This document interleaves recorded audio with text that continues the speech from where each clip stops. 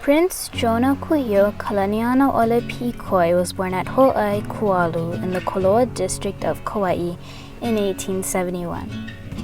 He was the youngest of 3 sons of Kauai High Chief David Kahalepouli Pikoi and Princess Kinoiki Kekalike.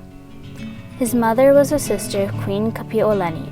He was the great-grandson of King Kaumuali'i, the last king of Kauai. Kuhio was educated at Royal and Punahou schools, where he excelled at football and track. It is reported that he was the last ali'i trained in the higher art of Hawaiian fighting called lua. Kuhio was a master of his principles. He left the islands to expand his education at St. Matthew's College in San Mateo, California, and later attended the Royal Agricultural College in England. In 1893, the Hawaiian monarchy was overthrown, and Queen Liliuokalani was put under house arrest under the new provisional government. When the queen was deposed, Prince Kuhio joined the revolutionaries and tried to restore the monarchy. He was arrested, charged with treason, and imprisoned for a year. He was then pardoned when the queen surrendered rather than have U.S. Marines kill her people in a bloody revolution. In 1896, he married Elizabeth Kahanu Ka'awai, daughter of a Maui chief, and left the islands. He traveled in Europe and South Africa, vowing never to return to a Hawaii that appeared inhospitable to Hawaiians. He fought in the British Army in the Boer War. Eventually, though, the prince grew homesick.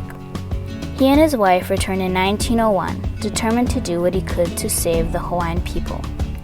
From 1902 until his death in 1922, he served as a delegate from Hawaii to Congress. His greatest contribution to the Hawaiian people was the establishment of the Hawaiian Homes Commission, which promised Native Hawaiians homesteads. It was his dream to save the rapidly declining Hawaiian race from extinction.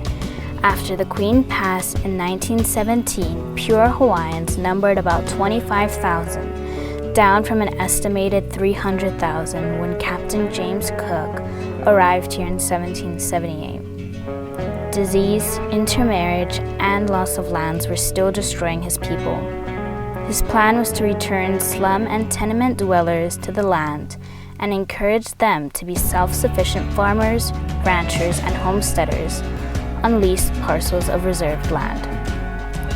Territorial Governor Wallace Farrington appointed him a member of the Hawaiian Homes Commission in 1921 to carry out the intent of the legislation.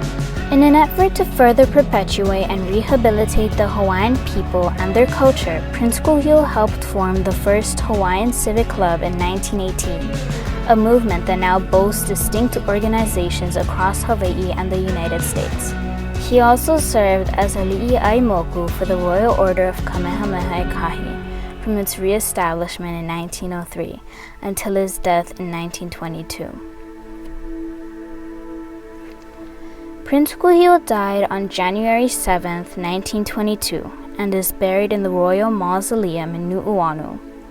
Kuhio was given the last state funeral held in Hawaii for an ali'i. On his deathbed, Kuhio urged a friend to continue fighting for Native rights, with advice that remains useful today.